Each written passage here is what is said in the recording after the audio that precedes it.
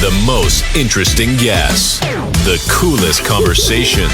Keep watching episodes of the Grizzly Podcast, hosted by Irvin Scott.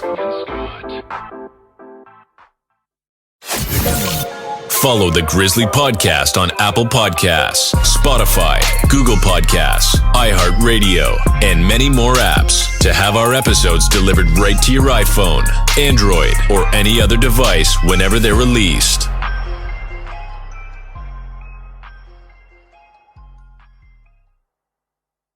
So what does it mean to be on your Grizzly? It means hard work, dedication, and it means progress beyond your Grizzly. Hard work, dedication, and progress. I'm on my Grizzly, y'all. I'm on my Grizzly. I'm on my Grizzly, y'all. I'm on my Grizzly. I'm on my Grizzly, y'all. I'm on my Grizzly. And if you're busy making moves, say it with me. I'm on my Grizzly, y'all. I'm on my Grizzly. I'm on my Grizzly, y'all. I'm on my Grizzly. I'm on my Grizzly, y'all. I'm on my Grizzly. And if you're busy making moves, say it with me.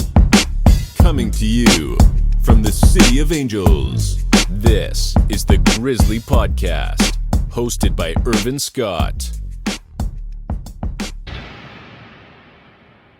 Ladies and gentlemen, welcome to another episode of the Grizzly Podcast. It's 2022, and today I'm joined by a special guest. I've got fellow actor, fellow writer, and fellow director, best known for his work on Disney Channel. He's appeared on various shows such as Shake It Up, Austin and Ally, Jesse, and most notably, a regular cast member on So Random. He is one of Demi Lovato's closest friends, and just recently, he starred alongside Demi Lovato and past Grizzly Podcast guest Dallas Lovato in Peacock's reality series Unidentified with Demi Lovato, which is currently streaming, by the way. Ladies and gentlemen, without further ado, let's give it up for Matthew Scott Montgomery. Woo! Well, that was such a good little hype session. I feel like I need to record that and play it every morning when I wake up. So. You know, that's what we do here. We want to hype everybody up, want to get everybody excited. But anyway, how's it going, man? How are you today? Good. I'm still getting used to saying 2022. It's not an easy year to say. It's like that's like a vocal warm-up. 2022, 2022, 2022. Yeah, it's crazy. The year went by so quick, man. 2020 perfect vision is what we were saying. And then 2021 was 2020 fun. And both of those years were kind of a mess. So I'm afraid to give 2022 any kind of name whatsoever. I don't want to anticipate anything, presuppose anything. This year is all about staying completely present and seeing what today has for us and not trying to make it the best year of all time, because that hasn't worked the last couple of years. During the pandemic, what was that like? What were you up to? That was tough. I mean, so a lot of people know me from being on Disney Channel, and they know me from social media and things like that. But actually how I was getting by before, up until March 2022, is I did a lot of local performing in LA. So I'm in West Hollywood, and I was on stage. I did a lot of musical theater. I performed a lot of comedy shows. I was kind of always at a gig on the weekends, and all that kind of got ripped away, and that really sucked. It was tough for self-esteem and the ego and keeping a positive attitude, because as an artist, and you understand this, is we always have to express ourselves, and we just we have a lot that we want to give, physically, writing, creatively. We just have a lot of energy we have to get out, and I had that outlet on stage every weekend, and it was kind of a bumpy ride getting back from that. At the end of 2021, I performed a couple times on stage, which was really, really nice. I wrote a Halloween play that I did annually called Spook Night, that we did we sold out, and that was really great. So that was fun to be back on stage. And did a fun little thing at the end of December for this local horror convention. I love horror stuff. And so that was good to get back on stage. I'm hoping for sure this year to get back on stage even more. The main focus this year is, I've written a lot of stuff to perform live on stage, but I wrote my first feature last year, or 2 years ago, I guess. Wow, time. And it's my first feature that I'll be starring in, and my friend, one of my co-stars actually from Sunny with a Chance, So Random, her name was Allison Ashley Arms. She got married. It's Allison Snyder. She and I have always gotten along really, really well. We've always wanted to work together, and she's making the transition from being an actor to a director. So she's actually going to be directing this feature that I wrote, and it's a queer horror stalker movie that's very fun and over the top and ridiculous and scary. And that's like the main focus this year is tackling a feature film. I've done a lot of television, a lot of theater. I haven't done a whole lot of film. I've done just a couple films, so I'm excited to get back into the film world as well. So I'm cautiously optimistic about 2022. I'm feeling good. It's gonna go well. It's gonna go well for you, man. But you know, like you said, you mentioned the fact that you've been on stage. You've been on stage recently, and obviously you're no stranger to the entertainment biz, man. I know you were basically just struck with that acting bug at a young age, right? When did you actually pursue a career in acting? I grew up mostly in North Carolina. Mostly. I grew up in Texas, New Jersey, New York, and North Carolina. But the majority of it was North Carolina. And the environment that I grew up in was all sports. I went to a very small private Christian school, and there was not really any acting outlets whatsoever. And my parents are not artistic or creative in any way. They're business people and athletes. So I didn't have a support system around me growing up that knew how to give me what I was interested in or what I needed. So I kind of had to figure it out on my own. As a little kid, I would record episodes of TV and would write the dialogue, and I would make my brother run it with me till we got the lines exactly how they did it on TV. I wasn't allowed to watch Will and Grace growing up, and I would secretly tape it and I would watch it late at night, on a VHS, on a VCR after my parents went to sleep. And I would memorize scenes from that. There's a TV show called The OC that was on that I was obsessed with. And I just wanted to, I didn't have a choice. It was just naturally underneath everything. But there wasn't any acting outlets for me really at all. So when I graduated high school, I went to NYU for just about 6 weeks, and I dropped out and I moved to LA. And 3 of my teachers pulled me aside and were like, what do you want to do? And I was like, I think I want to be an actor. And they were like, you should drop out of school and move to LA right now. I think you can make it. And so I moved out to LA and busted my ass when I got out here to prove myself and do as much as I possibly could. And I kind of made up this career on my own. I haven't had a lot of help. It hasn't been a collaborative effort. Frankly, it's all trusting my instincts and just taking every opportunity I possibly could. And that led to me being cast in a play here in LA that ran for a year. And I won a few awards for it. It was just kind of a killer part. I just submitted myself online. I just submitted myself on a website and booked it. And then through making friends kind of with casting people who came to see it, it led to me being cast in Shake It Up. And then that just one thing kind of spiraled very, very quickly after that. So, and pretty soon after I moved here. I believe you made your screen debut in 2008, right? You played the role of Chaz in the drama series Feed. Well, the very first thing I ever did was a Hallmark Channel Christmas movie called Expecting a Miracle. But my stuff was completely cut out of it. Oh. So it was that thing where it was a Christmas movie on Hallmark or whatever. And my parents back on the East Coast were like, we're tuning in, we're going to watch it. And then they give me a call and they're like, hey, you're not in it. And I was like, oh no. So I had 3 hours because the time difference from East Coast to West Coast to uninvite everyone over to my place because they were about to come over and watch a Christmas movie that I was not in. That happens all the time though. There's a running joke with actors where it's you don't tell anyone about the gig until the residual check is already cleared because you could be cut at any point. And so technically that's the first thing I did was this. I played Jason Priestley's spazzy student intern who couldn't do anything right at Christmas time. And then they cut all that stuff out. I still make $12 every year around Christmas time in residuals. So, even though it's cut out of it, I'm still in the counts for something, right? Yeah, better than $11. I will take it. And so that was the first thing I ever did. And I learned a lot that. I learned a lot of lessons with that because it was it was toughening your skin and getting you ready for the entertainment industry. Cause it's once one gig's over, you start completely over. It's not like you made it and then you book this gig and then that's it. It's when that gig's over, you go right back to the bottom and start up again. You know what I mean? And that was a very humbling, I think important experience to have. All my actor friends, we've gone through that in some kind of aspect, but my very first gig was a Christmas movie you will never see me in. You learn from every experience. I believe everything happens for a reason as well. And actually it all went well for you because eventually you went on to appear on various shows. We had mentioned them earlier. Basically everything that was just popping on Disney Channel at the time. Yeah. You mentioned Shake It Up. You did Austin and Ally. You did Jesse, and eventually you would do So Random. But what was it like, just getting the opportunity to be a part of the Disney umbrella, or under the Disney umbrella? I mean, that was really exciting and really fun. I mean, I'm pretty much, my favorite thing to do is multicam, which is like sitcoms. Like being in front of a live audience is so fun because it's like, it's the perfect marriage between theater and TV, because you have that live audience that gives you like the theater feels. It's very exciting there, but then you have the TV aspect where you can watch it over and over again and get it exactly right. In theater, you just have to keep going and hope it happens right. Like the show must go on.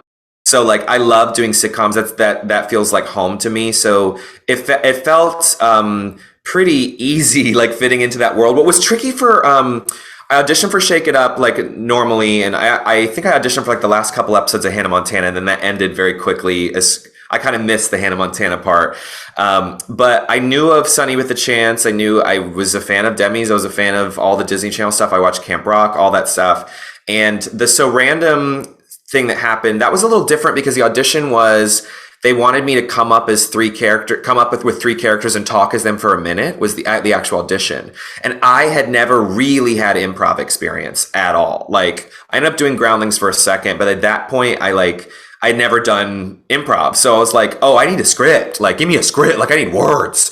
So I was like, okay, so I actually had to make some stuff up. So like, I just did whatever I thought my brother would think is funny. And we used to do this Australian accent that made each other laugh. It was so over the top and stupid. And so like, I just did that as part of the audition. And then they wrote like an Australian supermodel character based off of that was on TV for years that I just made up in the audition, just made it up. Like, and some of those characters that you did were very memorable because I know you're talking, and it was Angus. Yeah, you had Angus. Yes, Angus the supermodel.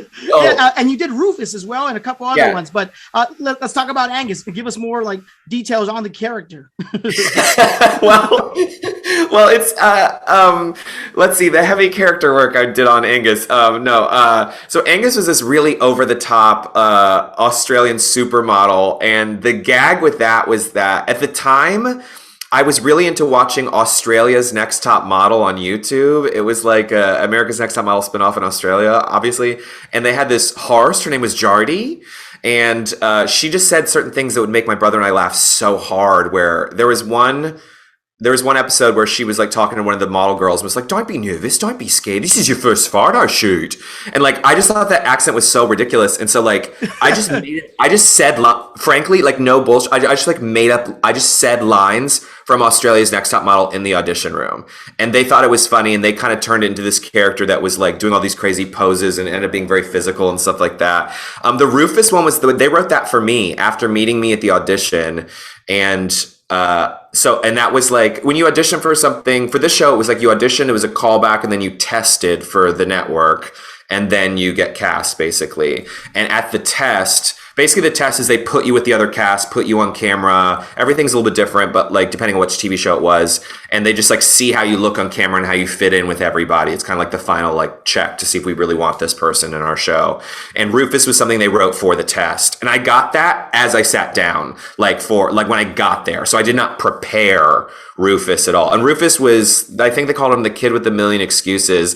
And his whole thing was like, oh, you're not going to believe this, but this thing happened. And all they said was a kid with a lisp is what they described him as. So I just made that up at the screen test, just made it up.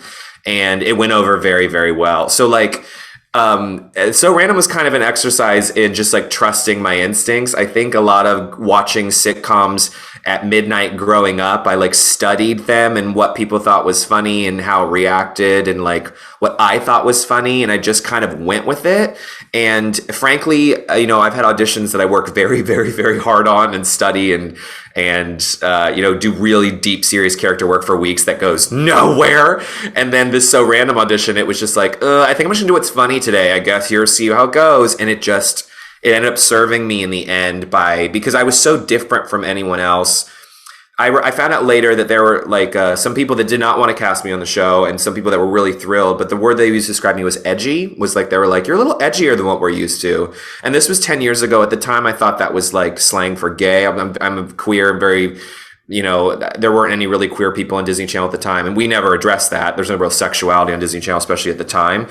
Like a taboo subject at the time, right? Yeah. And I didn't really like I was just like, I'm just going to be myself, and however like that presents itself, like whether they're going to like it or not. And so edgy was the word they used a little bit at the time. No one ever made me feel any type of way. I had a really positive experience working for Disney. There were some nights and some episodes that, I wasn't thrilled about, or, there's drama here and there, but that's with kind of like any set. Ultimately, I do extremely positive experience. I would love to work for Disney again. Yeah, no, absolutely. And, I want to go back to the characters because you mentioned Rufus and you mentioned Angus, but those characters I felt like were just so natural. Like the Rufus character, you really brought that out. Like, you brought that to life. Yeah, and you did your thing. Thanks. Thanks. I mean, there's like kind of like two aspects to that in a way. I mean, like a lot of it was just an exercise in what do I think is funny and what can I get away with? Like how physically ridiculous can I get? And then also I think like tragedy is comedy. So sometimes like the more serious you take something, the funnier it can be. So on both sides of that coin, we had a director whose name was Bruce Letty, who worked on Mad TV. And for the first time Angus was ever on TV, the very first episode we shot with Angus, we only did 2 takes. And the first take, we did what we rehearsed. And the second take, Bruce pulls me aside and he goes, do whatever you have to do to make Sterling laugh. Sterling was one of our co-stars. Do whatever you think will make Sterling laugh. And if you watch it's on Disney Plus, and I think it's on YouTube as well. The first time Angus is ever on TV, I'm acting a straight up fool. I'm like laying on people's laps. I'm sticking my legs in their face. I climb on this like counter at one point. I knock everything over. I break a bunch of shit. Like I was like, and that was all. And they end up using that take. That's the take that they use. And we didn't rehearse any of that. And so like I felt, and it tested really, really well. Disney was a little nervous because it wasn't planned. So like they like to know what's going to happen. And I was kind of like the wild card, but Bruce gave me the green light to be that wild card in front of a live audience. They didn't really bring Bruce back after that too much, unfortunately. We had a really great director for the rest of the episodes named Eric Dean Seaton, who I absolutely love. I'm obsessed with him. He's great. But Bruce was kind of like a little bit wild, but the audience loved it and it tested really, really well. So they kind of let me do whatever I wanted to an extent. There was one like Rufus sketch where we're like at like a hibachi grill kind of place, and I'm like show up as like the chef for some reason, and they like gave me free reign to do whatever I wanted with the food, chopping it up and throwing it around. At one point though, in front of a live audience, I like had like a glass bowl, and I like, you can see it in the episode, but they cut away. I think I'm like, you like carrots? And I like shoved this thing down, like this bowl of carrots, and the glass broke and the glass went through my finger in front of a live audience. And I immediately had to be whisked off set to get stitches, came back on set and finished the scene. Like it was like in 20 minutes, like that fast. And worth it. I have like my Rufus scar like right here on my thumb, which I'm like kind of proud of in a way.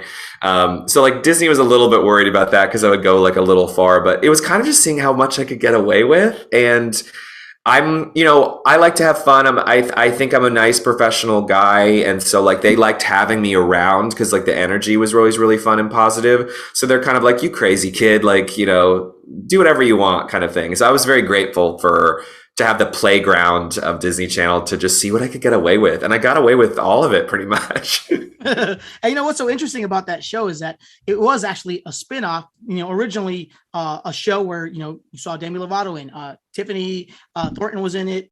Everybody else eventually moved over to So Random, and that became a thing. And I think at the time it was such a unique show too, because it was equivalent to, previous shows that we've seen in the past that have had major success, like Nickelodeon's All That, In Living Color, shows like that where you're doing sketch comedy. And I thought it was so unique for Disney to do something like that. So very cool that you were a part of that. Yeah, we always look at it kind of as like SNL for kids is kind of what it was, because we had like a musical guest every week, like Justin Bieber, or Selena, or whoever it was. And, we would sometimes incorporate them into the story, sometimes not, a little bit depending. So it was like, so Sunny with a Chance was obviously the show with Demi, and it was about the show was about a show. And then when Demi left, frankly, it's strange to say, but Demi and I laugh about it all the time, where it's like, because Demi left, I got a job essentially. So it's like, because they needed like new people to like, fill that space. No one could ever replace the space of Demi Lovato, obviously, but like, they changed the format a little bit. And I feel very blessed that I got the opportunity to join in. And that's how Demi and I ended up being friends through that scenario, though, because my stand-in and Demi were really close. And so we met at at their birthday party. And then we just hit it off at the birthday party immediately and have been friends ever since. Was Tiffany Thornton also like an important person in that relationship as far as like introducing you guys? Oh, Tiffany is one of my favorite people of all time. Tiffany, when I met Tiffany, she was like, by this time next year, I'm going to be married and be a mom. And that was the truth. Tiffany is, how lucky to have Tiffany Thornton as your mother, because she's, right now she's focusing on her family and things like that. And I miss her so much, but I absolutely adore her. She was one of my absolute favorite people to work with on set, because she would always be so present. She would not break, and she would play along with you. You know what I mean? There was other cast members where it's like with Sterling. And if Sterling ever watches this or listens to this, like he's used to me roasting him, but like Sterling was really easy to make him break. Like it's really easy to make Sterling laugh in a scene. Tiffany would be right there with you. She would not break. She wouldn't start laughing, but she would like yes and the whole thing. She was so much fun to play with, and she very quickly took me under her wing when I started work on So Random. My first day of work was her birthday week. And I remember us celebrating her birthday together within just a couple of days of knowing each other. We just got really close really fast. And, I adore her, and she and Demi are very close. And, that definitely was we were all at that party together, and we'd all spend time together. And, Tiffany was a huge part of that, and a huge part of my life, and a huge part of Disney Channel. I think the world of her. Very cool to hear. And shout out to Tiffany Thornton. She's a good friend of mine as well. We've interacted in the past, and I try to get her on the show. She mentioned that she's interested, but she's doing the mom life right now. So eventually, when she has an opportunity to come on, we'll have her on, and we'll make sure we play her this clip of you saying all these nice things about her. Yeah, she's killing it as a mom, and that's she made a very big deal about how important that was to her, and I'm really proud of and happy for her as she kind of. She's a fantastic actor. She's a great comedic actor, also a really great singer, and just a really good person. And I think what's most important to her is her family and being a good mother. And I know that that's exactly what she is. Yeah, absolutely. So shout out to Tiffany. And Matthew, I also want to talk about different things that you did outside of the Disney brand or the Disney umbrella. Sure. You're a very talented individual. Oh, thanks. I watch you on TikTok. I watch you on YouTube. You have so many projects that you're involved with. And one project that stood out to me in particular was something that not only were you starring in, but you also helped write for the series, and you even executive produce the show. And the show that I'm talking about, or the web series I'm talking about, is Nasty Habits. I saw some of the clips on YouTube, and I'm like, okay, this is cool. Tell me about Nasty Habits, and what was it like being a part of that web series? Yeah, there was when I was doing one of the plays, I would frequently write just shows for my friends and I to put up on stage one weekend. Like I've done that several times, just because like I get antsy and I'm like, I want to perform now. And so I was like, fine, I'll book the theater and I'll write something for us. I did one of those shows, and a mutual friend of mine came to the show and was like, you should meet my friend Christina. I think she'd really, really like you. And you guys have similar sensibilities and writing styles. And there's a writer, her name's Christina DeLeon, who I'm having lunch with tomorrow. I love her. She's one of my absolute best friends. But she came to see the show that we had talked about, and she was like, I'd love to work with you. I just think you're really, really cool. And we just became really, really good friends. And she had this series, Nasty Habits, which was like a short different scenes where each scene was mostly 2-person scenes that explored like a nasty habit of some kind, whether it was like smoking or drinking or even stuff that's more specific than that. And she and I started collaborating on it and writing stuff together. And the first episode I wrote was an episode for me and an actor named Molly Tarlov, who I adore and who's extremely talented. And that was kind of a 2-person scene with this character named Owen, who's kind of this like sassy, problematic, messy gay guy who was a lot of fun to play. And, we had such a good time working on that, working behind the scenes in that. And Christina's so incredibly talented, and she has a lot of really exciting things going on right now. I don't know if I'm allowed to speak of them, but Christina's someone's name who you will know very, very soon for stuff that she has written. And there's still stuff that there's an episode of Nasty Habits that we never got to shoot that we're still trying to make happen as like a separate short. And it's kind of a continuation of this character Owen's story and where he ends up. He kind of is like, it's him like sobered up and what he's like after that. And I love Nasty Habits and loved working on that because it would meet like drama and comedy kind of in the same place. I'm really attracted to drama, even though I don't do it fairly. I'm not really known for it particularly. I don't watch, which is so funny. I don't watch comedy really. I don't watch like, I like horror and dead serious stuff. That's like, that's mostly what I like. And what I write usually is I'm kind of, surprisingly uninteresting with my writing, I suppose, because it's usually like, a queer couple who is falling in love and then something scary happens to them at the very end. That's like pretty much all that I write. And so, and then like there's like a sense of humor about it, but I don't necessarily write towards comedy, or it's not something that I seek out when I'm watching it. It's easy to write and it's fun in small form. It really works for TikTok and YouTube and things like that. And obviously I said I love sitcoms, so I do love it all, but Nasty Habits was fun because it got to explore, writing in a more dramatic kind of place. I'm so happy that you did something that was a little bit different compared to what you were doing before. Because the acting thing is great, but just being able to kind of put yourself in a position where you can actually start writing and creating projects. That takes some skill, The play that I did before all the Disney Channel stuff there's this playwright whose name is Del Shores. And the play was called Yellow. And I played a 15-year-old gay kid who was physically and emotionally abused by his mom, gets kicked out of the house and gets adopted by the family next door. I fall in love with the son. The son gets a terminal illness. It's very like serious, right? But Disney came to see it. The Disney cast artists came to see it. And there was something about the quality of how well this character was written that they could see like the comedy in the drama, you know what I mean?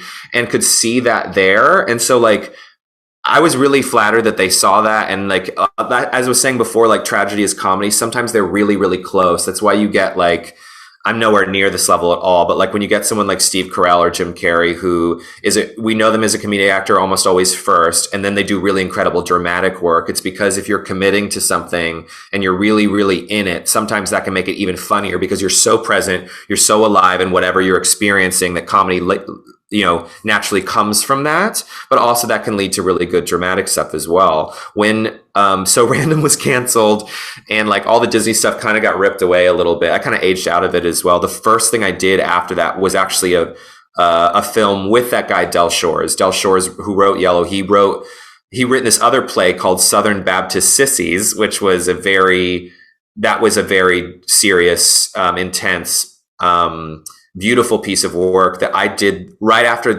that was over. So Random was over. I did the play version of that, and then we shot the movie version of that right after. So I yo-yoed from Disney Channel to being full frontal naked, doing like on-camera sex scene, like very serious crying monologue stuff. And I was very flattered that Del Shores could see both sides of that with me. And it's fun to explore like being comedic and dramatic sometimes in the same thing. I'm attracted to both.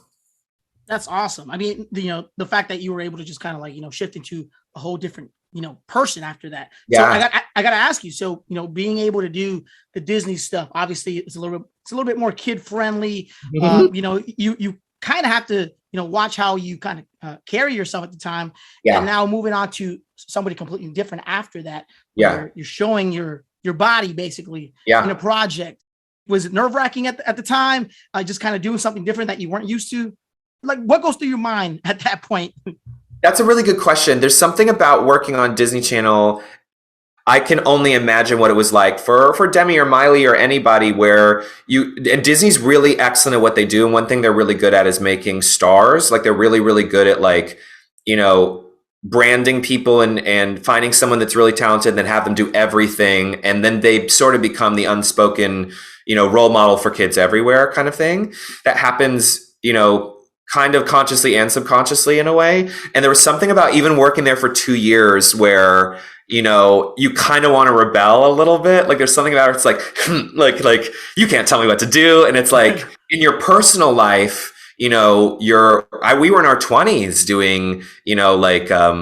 some Sunny with the Chance and So Random. All of us were in like our late teens and early 20s, and that's like college age, you know.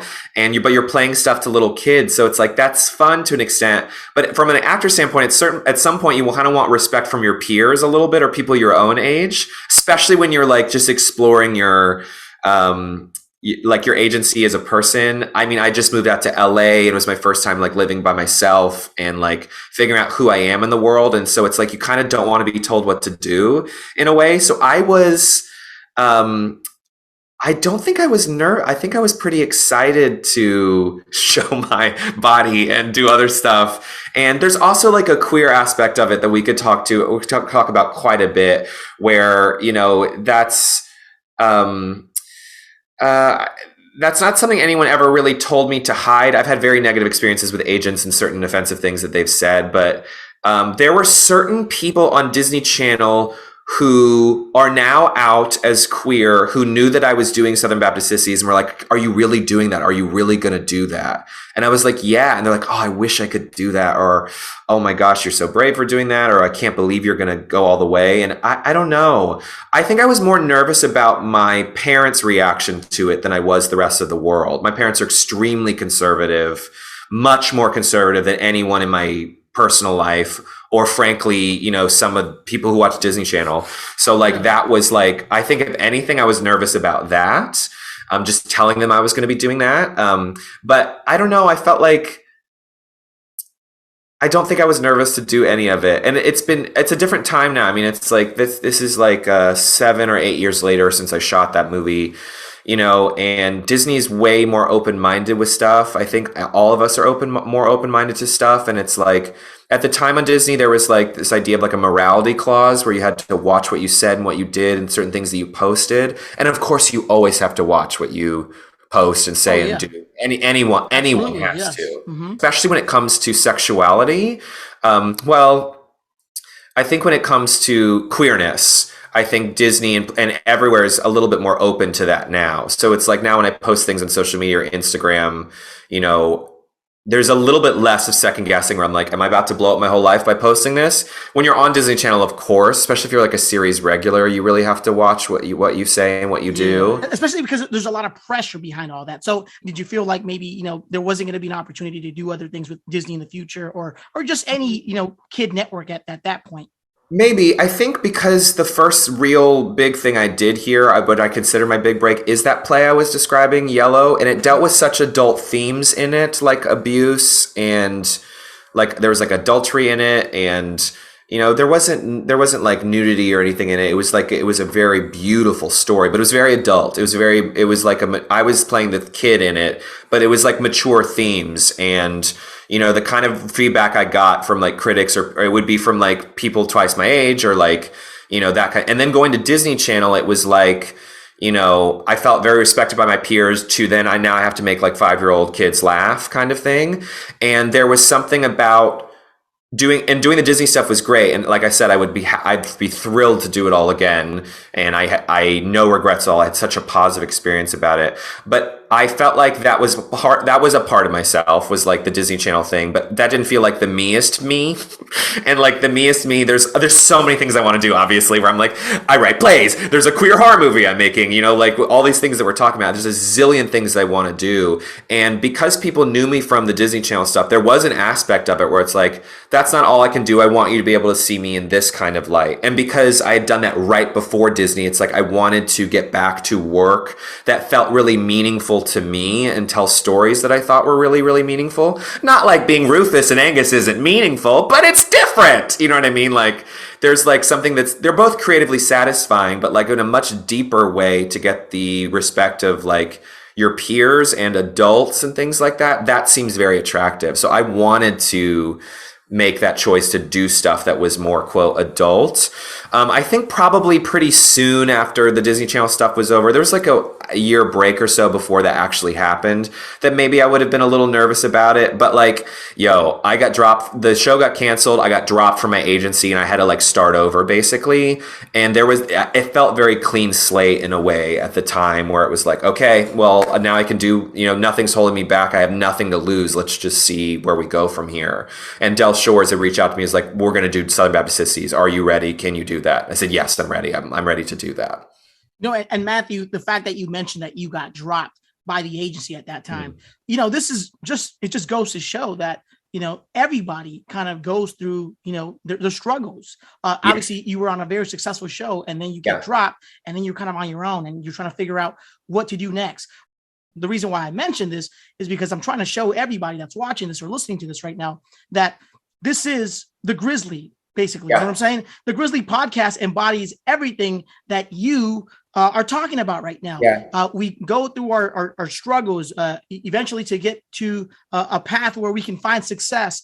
And, you went through all kinds of stuff during that time, I'm sure. And the fact that you just, you kept at it, you were persistent, you kept pushing. And, obviously you've created so many other things after that Disney Channel show. That's something that I think is inspiring. And I hope that everybody that's listening to the show right now or actually watching the show can take something away from that, because we all go through it. We all have our ups and downs, and, we can't let our negative experiences keep us there. And, we always got to just continue to push. So, So the fact that you mentioned that, very, very cool to hear, because, like I said, while it was an unfortunate experience at the time, you got up, you don't let that stop you. And of course, because you're an artist, you continue to create. And while we're on the subject of creating, let's talk about other stuff you created. So after Nasty Habits, you created and starred in No, That's Okay, I'm Good, another series of yours. Tell me about that series, man. So during this down period, kind of, I like we talked about, I have a lot of creative energy. There's a lot of stuff I want to do. And so the No, That's Okay, I'm Good was, again, it's interesting where it's when you do stuff or make up stuff that just you think is funny or makes you laugh or you like it, that people respond to it. I think a lot of times we think if I'm writing something, I need to make it all encompassing as possible and vague and not very specific to have it as big of an audience as possible. But sometimes I think the more specific you are, the more even niche that you are, you write to something that's specifically your experience. Those people that can identify with it way more, or even though they don't understand your specific experience, because you're being so specific, it relates to something specific in their lives. Anyway, that's a little bit. No, That's Okay, I'm Good is just a silly web series. I don't know why I went into that for a second, but No, That's Okay, I'm Good was something where I just had a bunch of friends where we were just talking about our careers and how things are going, and there's dead zones, dead times where things aren't really happening. And I just was I want to make this silly thing where it was basically I was just a terrible Uber or Lyft driver, and I had just a GoPro set up in my car, and I would hit up different actor friends of mine. I'm do you want to shoot an episode today? They're like, sure. I was I'm going to pick you up in the car and let's just drive around and kind of see what happens. And that's what ended up happening. I mean, there's so many fun people, Harvey Guillen's on that show, who is just nominated for an Emmy. Yes, I think that's happened at least once. And a lot of really, really fantastic people who I love, who have gone on to do really, really incredible things. But actors want to act. It's whether if they like the part enough, or they like the project enough, or it's someone that you love enough, we'll do it for free. So that was just something we did literally just for fun for each other. The first episode I did with Debby Ryan, we just died laughing the whole time we were doing it. And it was a collaborative effort, and it was just a fun thing on YouTube that, people responded to. I think what's funny is that No, That's Okay, I'm Good, and a couple other things I've shot just on my own, maybe 5 or 6 years ago, I think would kill on TikTok now. I think would do really, really well on TikTok. I was thinking about this morning. I was in the shower. I was I was can I reshoot some of that stuff, or can I crop it in a way to make it work for TikTok? Because I think I love TikTok. I'm having so much fun on there. And I'm there's all this stuff I've done pre-TikTok that I'm I think TikTok would love. So it kind of gives me TikTok vibes in a way. I was just thinking about, you mentioned Debby Ryan and the shorts that you did with her, right? Where you guys are just calling it was during the pandemic where you call each other and you're trying to have a conversation, but in reality, you don't really say anything to each other. So that was kind of funny. I saw that. I was this is cool. That would do really well on TikTok. The majority of us like to watch things that are just quick anyway. So I think it'd be anyone that you see me shooting anything with, whether it's on TikTok or YouTube or Instagram, are people that I absolutely love and adore. And we are all like, I'm blessed to know so many like really great people in the business or I've met through Disney Channel or whatever, things like that. And when you find those people, you hold on to them real tight. Debbie's definitely one of those people. I think Debby is one of the most articulate, smart, deeply funny, quality person. I just really love her. And frankly, all the people I met on Disney Channel were really great. A lot of times people ask, they're like, so who's the worst person you worked with? So who's the asshole? Who's the diva? I frankly haven't had many experiences like that, really. I also have like a strong personality, so I usually like get along with people that sometimes people think are difficult or whatever it is, and I end up like loving them for whatever reason. But like all my So Random castmates, Tiffany included, Sterling, Brandon, Doug, Damian, Shane, Demi, like all these people like are family. Like we had so much fun together. When you're in the trenches of like the entertainment industry, specifically like graduating from like Disney High in a way is what we call it sometimes.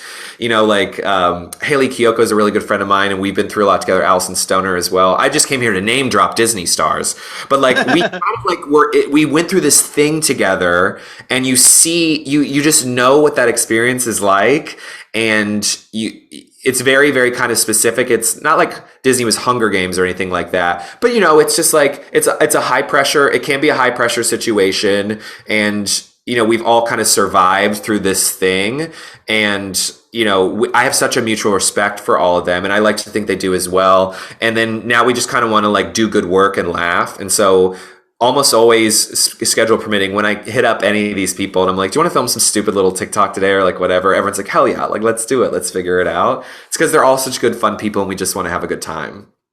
It's good to have friends, and just recently you started alongside Demi Lovato and her sister Dallas, Peacock's reality series, Unidentified with Demi Lovato. And this is a very interesting project because, we talked about it with Dallas when she was on the show, but I got a chance to see it. And then, since then, I had fun. I had fun watching it. It was very interesting. And for those of you that haven't watched it yet, it's currently streaming on Peacock. So it's a series where, you, Demi, and Dallas, you ride around California in an RV, and, you're interacting with UFO enthusiasts, such as the UFO bros.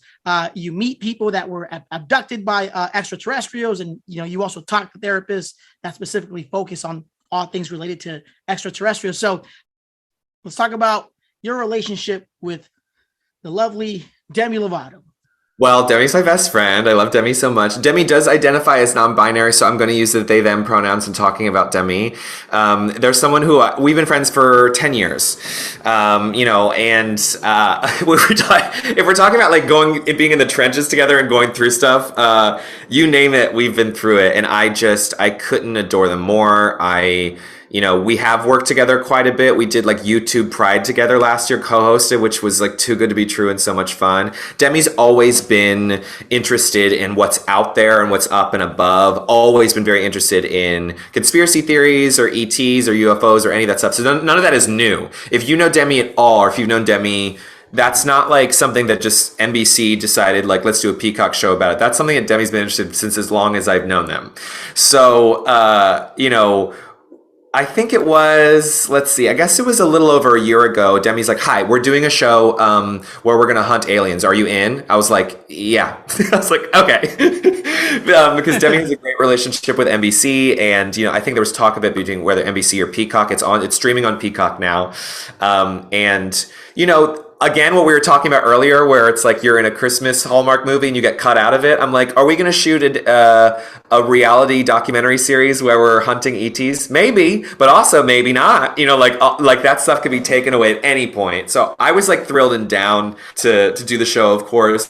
I mean, depending on schedules, like either mine or Demi's is much busier, but a lot of times we don't get to see each other as much as we would like to. So even the idea of like, oh, we're going to be forced to be together in an RV traveling around the United States, that quality time alone is a yes. Like I'm down for whatever it is. Now, Demi believes in all of it, and I didn't really. It's so funny. I love spooky stuff. I wrote a horror movie. I love scary things.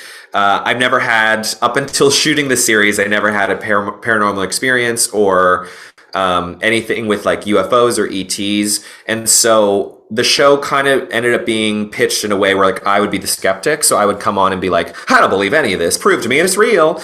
Which is like the truth. Like I actually like, I always say like, I don't believe in it, but I believe in Demi. So, and it's something that brings Demi so much joy and that they know so much about that I'm like, yo, it's my best friend. Like I want to like, we don't have everything in common, but like teach me about this thing that makes you really, really happy. I want to see through your eyes this thing that like, you know, brings you such joy and is really exciting. So it's like, I don't know if I believe in it, but like, let's go on this like roller coaster journey together. So I didn't know what to expect.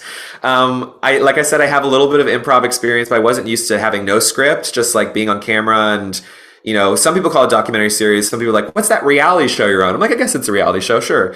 You know, like I was like, I wonder how real all of this is going to be. And I found it to be very not produced. And what you see is exactly what happened. I was very pleased with how it was made and edited because I was like, wow, that really captures exactly how we're feeling in the moment. There were some genuinely scary, exciting things that I cannot explain that happened while we were doing that. And I was just thrilled to, first and foremost, thrilled to spend that much time with Demi. Second, you know, to be able to experience some of these otherworldly things that I cannot explain.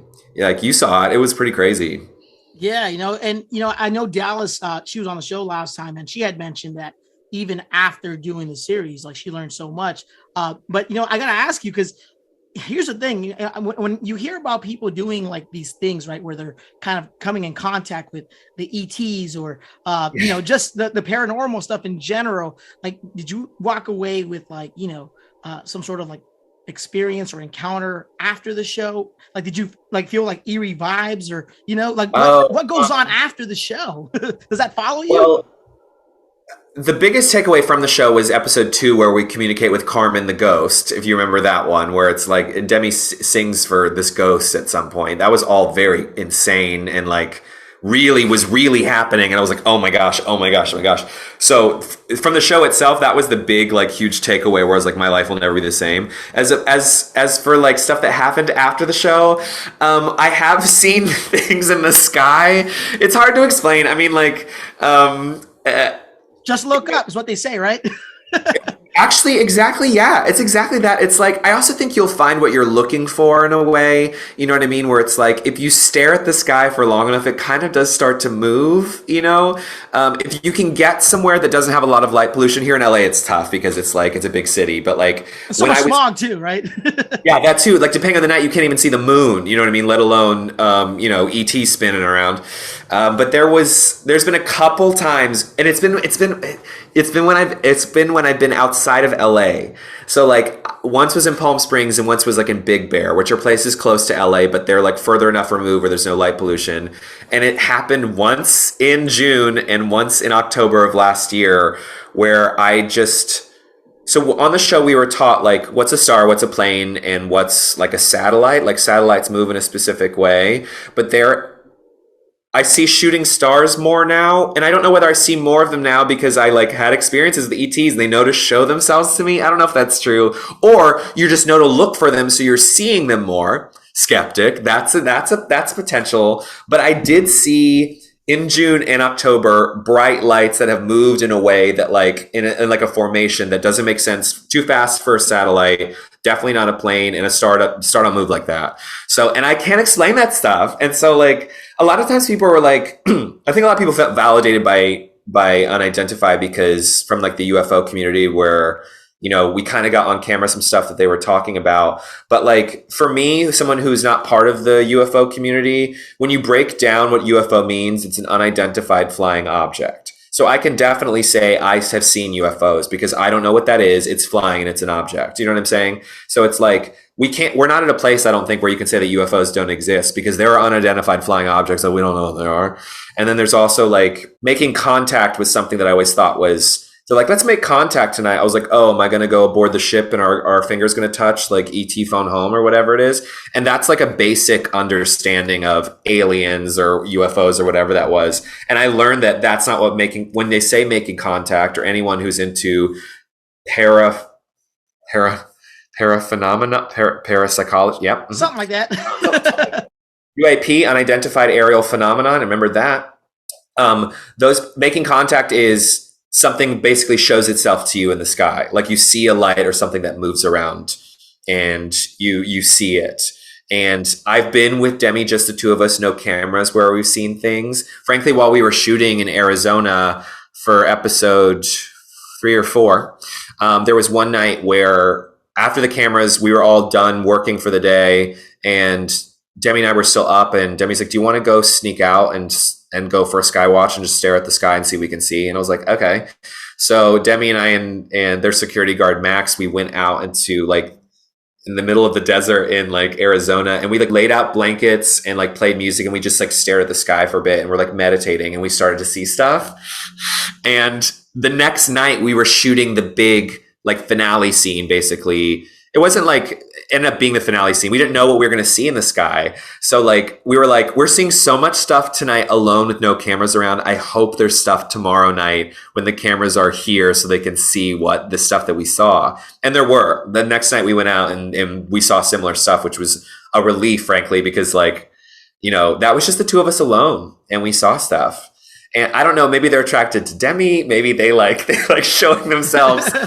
You know, I'm open to it. I think since the series, I'm still like, I'd say I'm undecided, but like I say it like that, you know what I mean? Where it's like, I don't know. I've seen stuff that I cannot explain, and I'm leaning way more towards believing it than not believing it at this point. And then after the show is over, I found myself being the one like teaching people. So Demi's always been the one teaching me and being like, yeah, this is what this means. When you see this, it's this. And I talked to this expert and they say this, and Demi's very excited by all of it. And it's a huge like part of their life. But like when I went back to like after shooting the series and like hanging out with friends, they're like, how was that show that you like filmed, or how'd that go? And I was like, we saw some stuff. And they're like, I don't believe in it. I was like, well, did you know that in 1970, like, and now I knew all this stuff. So the student has become the teacher a little bit.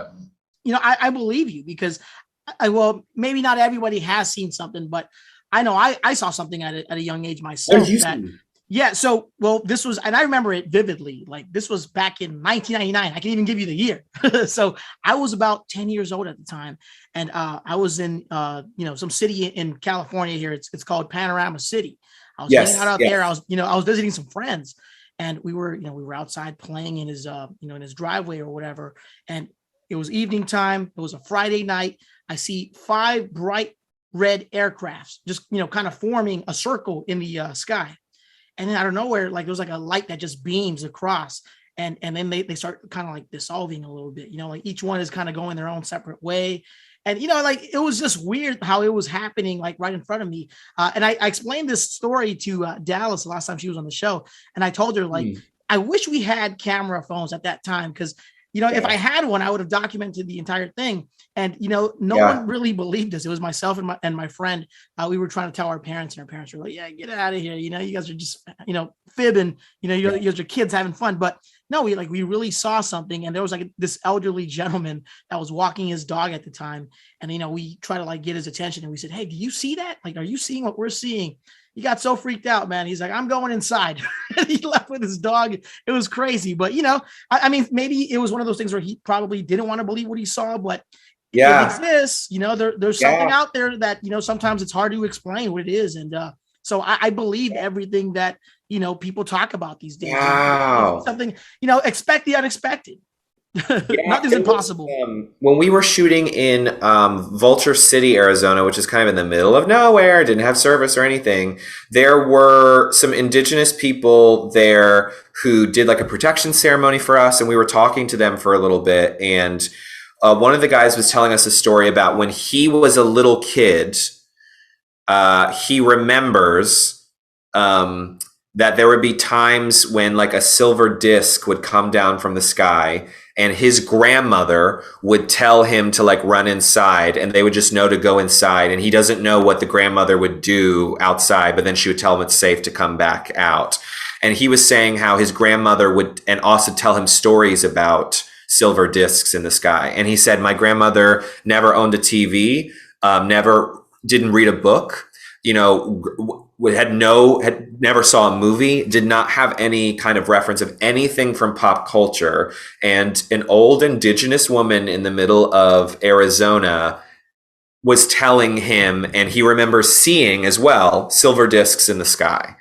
and or what the word would translate to be, like a disc or like a round kind of thing. And so I'm like, how do you, if I'm being a skeptic here, how do you argue with that? You know, what am I saying? Like, no, ma'am, you didn't see that. She'd never seen anything, but she never, it's one thing if like maybe, you know, you could stretch to say like you saw a movie when you were little that scared you, or you read some story, or you read a comic and something looks similar, and then that looks similar to something you saw, so that's what you think it was. She had no point of reference for any of it, and that's what she saw. And that was I don't think that made the episode. I think that was off camera, and that was very convincing to me, because I was like, wow, okay. You know, and what's crazy is that, you know, you guys shot the episodes in various locations. I know you mentioned Palm Springs and Arizona. So Arizona is where you saw more activity, would you say? Yes, definitely. We did one episode here in California, and then we did, 2 episodes in California, one here in LA adjacent and one in Catalina Island, which was like, we were like off the coast of SoCal. And then we were in Arizona for 2 episodes, and the majority of like the stuff in the sky was in Arizona. But it's because like, you know, like places like Sedona are known for like being a vortex or creating like energy. I think a lot of it has to do with light pollution, meaning if you're in big city, it's hard to see the actual sky. So when you get out to the desert, there's certain places, especially in Arizona, I'm not an expert on this, just from my little experience, that you can get such a clear picture of the sky with no, you know, there's no lights from a airport or like cities nearby. You're in the middle of nowhere, and it is pure darkness. And so your eyes adjust and you get to see exactly what the sky has to show you. And then that's when things start moving. I mean, the whole thing is interesting, you know? So, yeah. I mean, if you've lived it, you've experienced it, at this point, it's kind of hard not to kind of go with it, you know? But yeah. I mean, yeah, I definitely agree. Like, there's definitely something out there, you know? I mean, whether we can explain it or not, you got to just believe that there is life outside of this earth. Yeah. You know? But I want to talk about also the series really quick too, because it was a 4-episode series. Mm-hmm. Yes. So, you know, I thought it was a great series, but you know, my question to you now, can we see future episodes on Peacock? I would love I would love for there to be new episodes on Peacock. I think there's a lot of places that I want to go to. Roswell, I think Area 51 is a place that we should go. I am from Peacock and NBC, not allowed to give an answer to that question. Gotcha. Okay. But I am, like I said, cautiously optimistic about 2022. Absolutely. Okay. And, you know, the reason why I asked was because of the fact that, you know, like the way it ended, I'm just like, okay, like there's so many other places to explore. And you just mentioned them right now. Like Roswell is one of them. I mean, so I'd love to see. We also want to go back to some of the places we already were, because we felt like Catalina is so wild. There's so much stuff happening there. Like, there's stories of giants living in the mountains. There's underwater stuff. There's mermaid, like there's so much happening there that's like, as we were leaving, we're like, we have to come back, because it's like just like the tip of the iceberg of stuff to explore here. I mean, like, well, obviously we're on like a shooting schedule and like we, you know, that kind of thing. We were there for like, we shot for like a month and a half basically, but and you can't stay there forever. But like, as we left certain places, we were like, we want to go back to Vulture City. We want to go back to Catalina and follow up. You know, there was that ghost that we met, the ghost of the sex worker Carmen, who was in the haunted brothel in Vulture City. I want to go back and see if she's still there and if she remembers us and all that. I mean, like, I think about her all the time.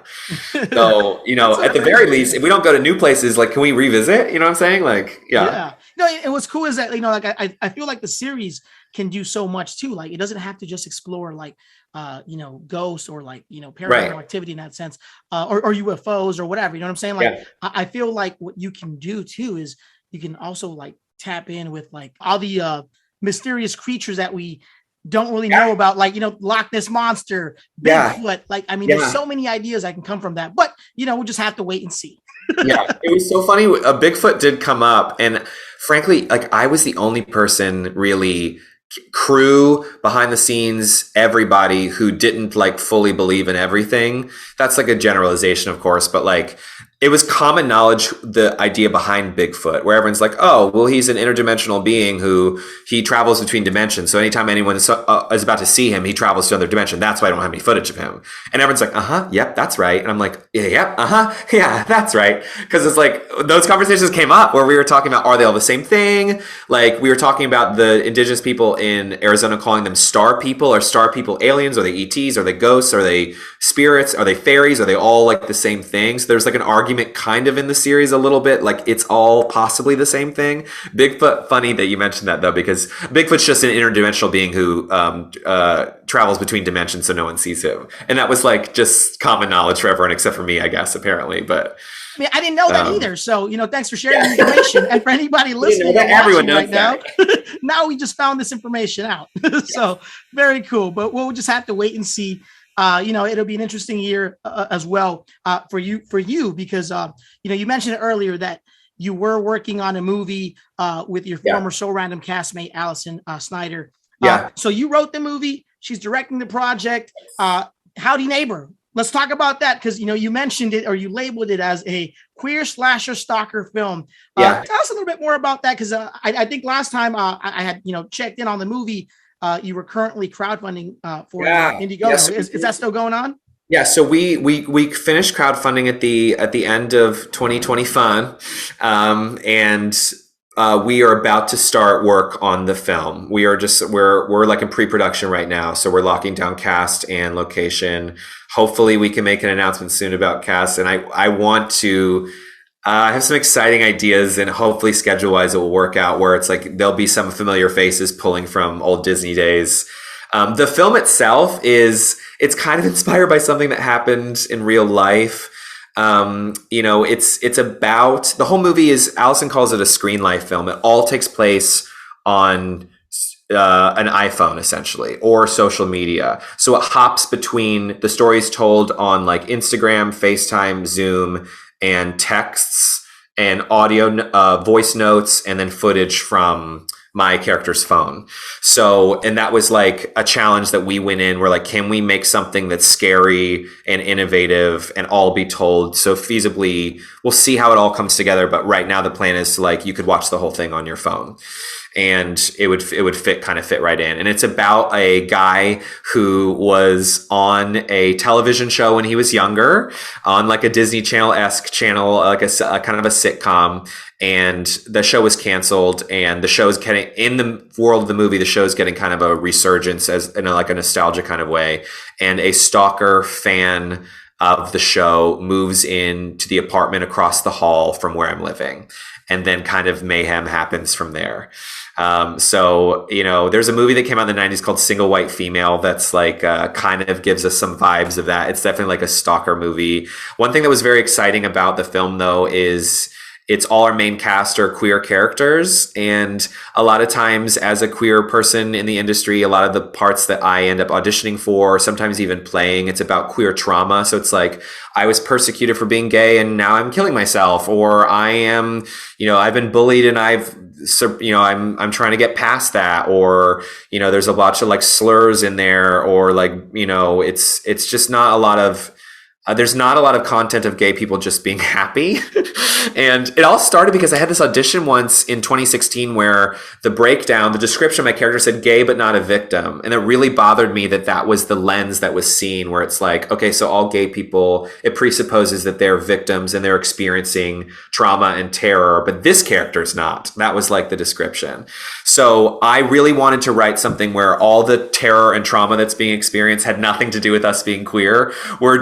It's a scary movie, but we just happen to be gay people in it, essentially. So that was something that it was very important to me going into it. And Allison was like, that's what I want too. So there's a bit of like innovation in that, where it's a very colorful, fun, queer cast. And it's equal parts very campy, silly, and genuinely very scary. We shot like a teaser trailer of it that was on the Indiegogo, that like to get people excited about, to give an idea of what it would look like. And even just shooting the teaser trailer stuff, it was really bone chilling, some of the imagery. Allison's very good at horror and darkness and things like that. And I think we're a good marriage working together, because I'm kind of bringing the comedy in a way, or like the lightness, and then Allison's darkness matches my interests, but she has a way of visually showing stuff that my brain doesn't quite work in. So it's like, it's a real thrill to have these very scary visuals match these really fun moments and things like that. I'm very excited for it. My favorite movies are scary movies from the 90s. I love I Know What You Did Last Summer and Scream and the Scream movies. It's giving Scream vibes for sure. It's like a queer millennial Scream, essentially, with like a campy twist on an iPhone is essentially what it is. And I'm very excited about it. Now, when can we expect this project to drop? Well, we will be shooting very soon. And I don't know, it depends. I would love to have it out by Halloween time this year, if that's possible. But I think it's an indie film. We're doing indie filmmaking here. So we've crowdfunded and raised money from maybe someone, if you're listening to this or watching this and you were part of the movie donating, thank you so much, helping make our screams come true. So we're kind of like the little production company that could, in a way. So we're kind of doing it all ourselves, or Allison's production company, really. And then from there, we're going to see if we sell it or someone wants to pick it up, or where we go from there. So it's hard to say right now. I would love to have it out at like a Halloween time kind of situation, but obviously we would want it for the biggest audience that could see it.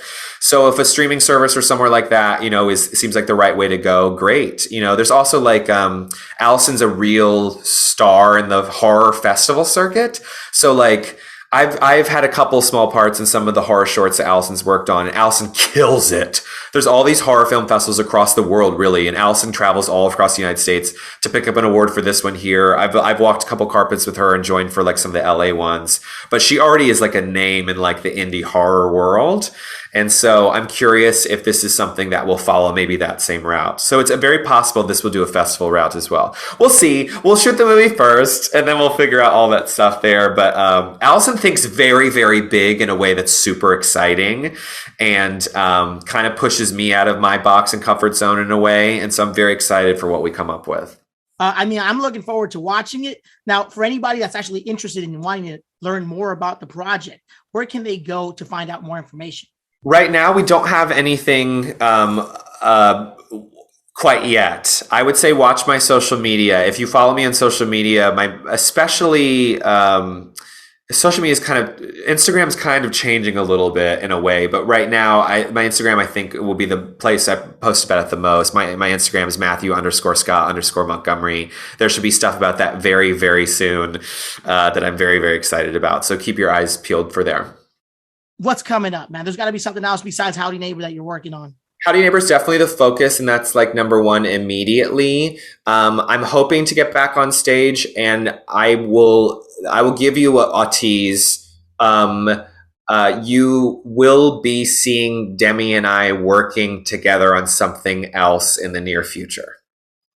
And this is my first time saying that out loud, and I don't even know if I'm allowed to be saying that, but Grizzly Podcast heard it first. We got the exclusive here. So that's a great thing to hear. Thank you so much for sharing that info with us. Yeah, of course. We're looking forward to seeing everything that you'll be working on this year. So kudos to you, man. You're a talented cat, like I mentioned earlier. And, you're obviously someone that embodies what we do on this podcast. You stay on your Grizzly, and you're just showing the world that basically nothing is impossible. Yeah, that's right. Thank you so much for having me, and you're inspiring yourself. I've had a lot of fun talking with you today, and I appreciate all your kind words. I appreciate that. Before you leave, Matthew, because we got people watching, we got people listening, let's get some advice here.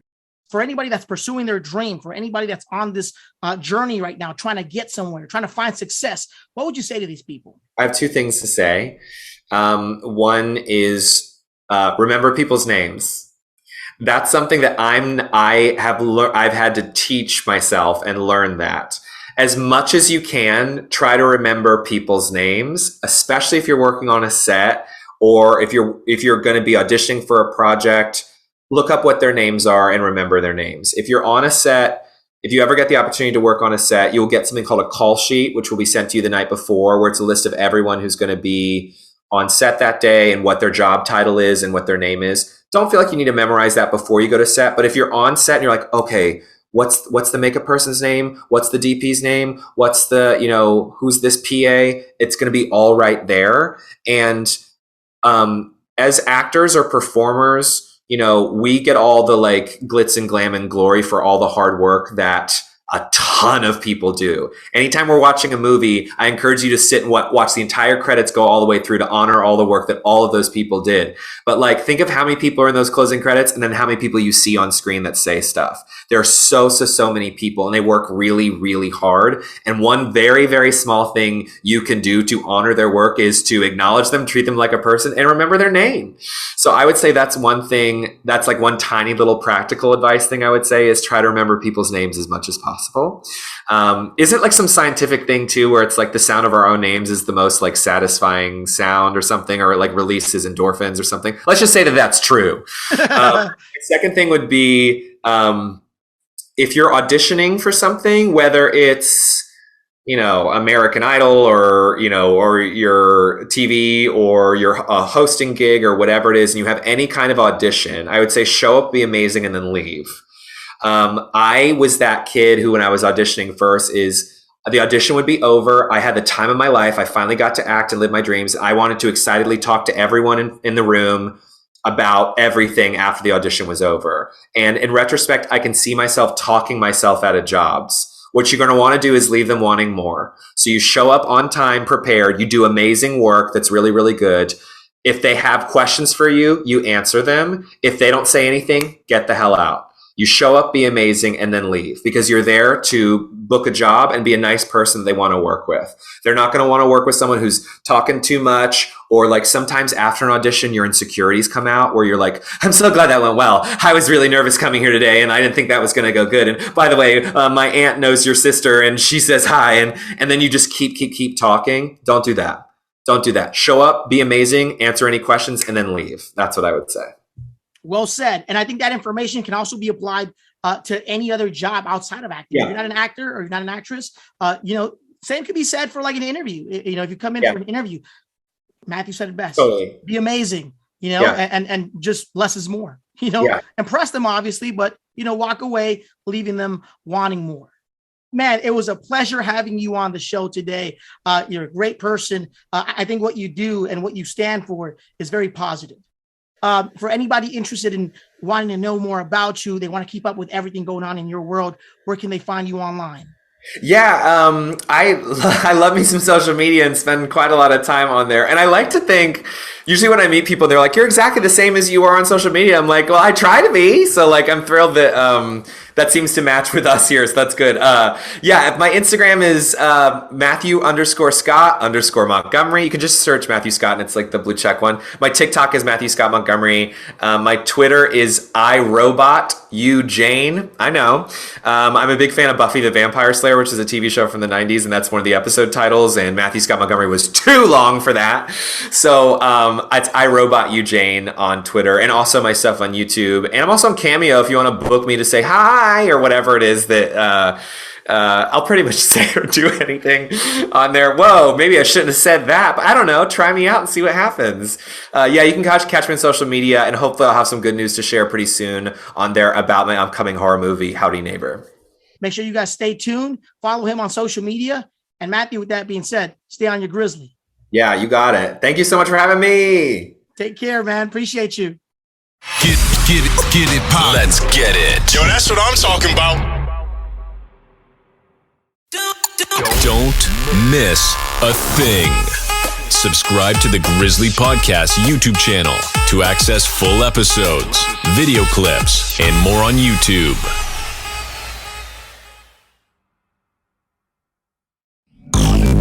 The most authentic podcast is online at grizzlypodcast.com and on all major podcast platforms. Guest appearances and real conversations that will push you to hustle. The Grizzly Podcast is now streaming. Hi, and welcome to Trademark Expediters. Whether you need a trademark or copyright, we can help make the process easy and affordable. Protect your company name, logo, or slogan with the trademark. Protect your songs, books, photographs, and other creative works with a copyright. Complete our easy online questionnaire in 15 minutes or less. Clear pricing, no hidden fees. 100% satisfaction guaranteed. Get started today. Learn more at trademarkexpeditors.com or call one of our friendly specialists at 1-800-510-1082. Affordable, easy, expedited service. Trademark Expeditors. Yo, turn it up. Hard work, dedication, and progress. Stay on your Grizzly. Yeah.